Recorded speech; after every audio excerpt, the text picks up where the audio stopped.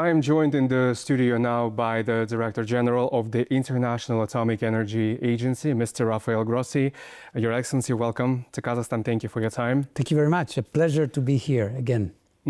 Well, since your last visit to Astana around 3 years ago, cooperation between Kazakhstan and the agency has certainly deepened. We've seen you signing several major documents, including the 10-year roadmap for enhanced cooperation. How would you assess the current level of the relationship between Kazakhstan? Well, absolutely, it's like you say, and this is not because of any bureaucratic reason, it's the reality of the country really moving forward with the nuclear program. When I came last time, in 2023, a number of things were announced. And in particular, when it comes to the civilian nuclear power program, the president had announced his intentions, the idea to have a national referendum, and all of these steps have been complied with. So now the program is moving forward, which means that the work with Kazakhstan, which is already important in this area and in other areas, is going to multiply. Because Kazakhstan is a country which is important in uranium production. We have the low enriched uranium bank here. I mean, there are lots of things. But now you're going to have nuclear power plants, and several. So this means that we are, it's a quantum leap in terms of the work that we have to, carry out together. So this is one logical reason. And the other, I think, has to do with the international situation. Kazakhstan, and in particular President Tokayev, is a world leader that has the rare capacity to be an interlocutor universally accepted. Well, the idea is precisely this, to see what are the next steps and what is the IAEA and how the IAEA is going to be supporting this program. There are a number of projects for two sets of nuclear power plants, also possibly small modular reactors, and all of this, of course, requires important presence by the IAEA and support by the agency. Well, last year, Kazakhstan joined the agency's Far East regional group, right? Which is probably opening the possibility for future membership in key decision-making bodies, including the Board of Governors. How do you see Kazakhstan contributing to the agency's governance and global nuclear agenda through maybe a possible seat in the board? Well, I think it's only logical that this should happen. Sometimes in international organizations, regional arrangements, in particular in a world that is changing so fast, and oftentimes the structures of international organizations, even the groupings in international organizations, no longer reflect the world out there. We were able to find a fix for that, and I think it makes sense that a country that is so important globally, and also when it comes to nuclear activities, has a possibility to have a seat in at the policy-making organs of the nuclear global watchdog like the IAEA.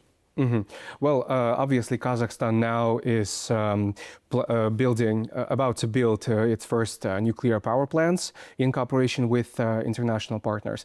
And from the agency's perspective, what are the most critical priorities that Kazakhstan should focus on, especially at the early stages of the creation process? Kazakhstan has a number of advantages from departure.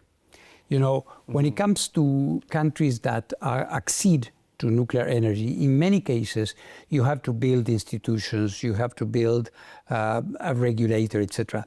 Kazakhstan was in a very unique situation because Kazakhstan had a number of nuclear, including a nuclear power plant, which has been decommissioned on the Caspian Sea, as you well know.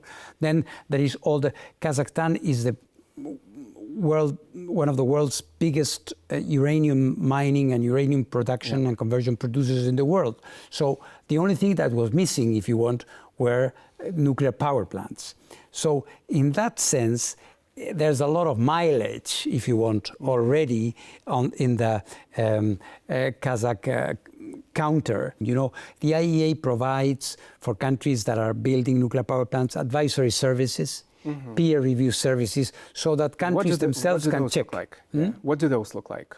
How exactly? For example, for the licensing, you know, to license a nuclear power plant is a very meticulous process where you have to really check every system, every design, every functionality, equipment. So it's a very systematic, detailed process. So we provide services to help countries check themselves whether they are on a good track.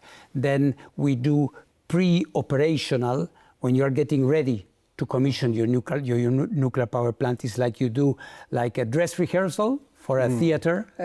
You know, is everything ready? Can we go ahead with this? So all of these things are things that the agency does as a service for countries. And we are going to be doing this here in Kazakhstan. So basically the agency is going to be there every step of the way for us. Exactly. We've done this with great success in other countries that introduced or reintroduced nuclear power to make sure that it's done safely and securely. Sure.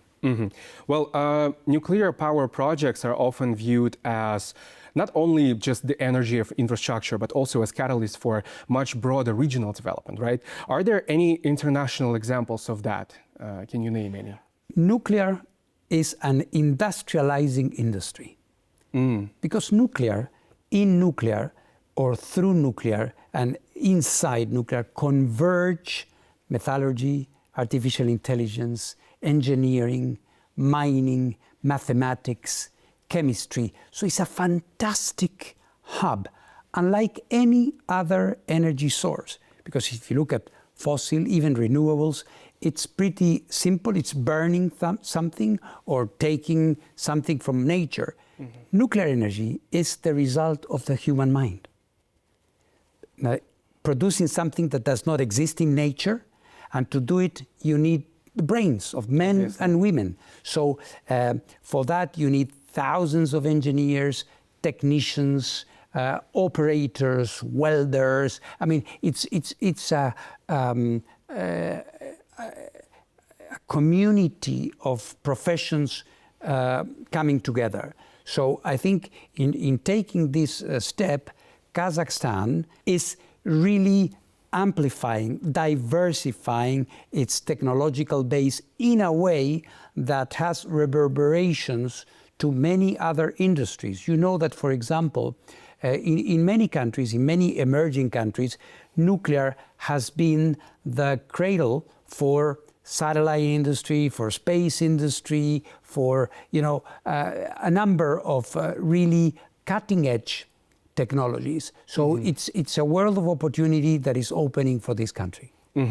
And Kazakhstan has repeatedly stated its ambition to move beyond being primarily just a uranium source, because you've mentioned that we have a lot of uranium, and develop a full nuclear energy cycle. What role can the IAEA play in supporting Kazakhstan in areas such as fuel cycle development, advanced nuclear technologies, scientific research, and what I think is most important, human capital training? Well, training, like you say, capacity building is fundamental, because as I was mentioning a minute ago, you cannot do all of these things without a powerful human base.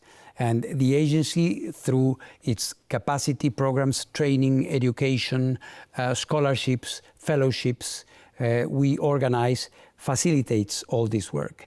Importantly, also, the agency makes sure that the safety standards are being applied. So we facilitate an activity which is going to be in full line with international standards and also for the local population. We also facilitate through consultative mechanisms the interaction. For example, I have established something which is called the Group of Vienna, where Kazatomprom is a member, where the main companies in the world get together for an informal dialogue to cooperate, to compare notes. So, the IAEA is the global nuclear house. where regulators, producers, companies, the government, everybody is converging. So you can, of course, have a nuclear program without this support, but nobody does it. So of course. It makes a lot of sense. And as I was saying, the IAEA and Kazakhstan are all friends.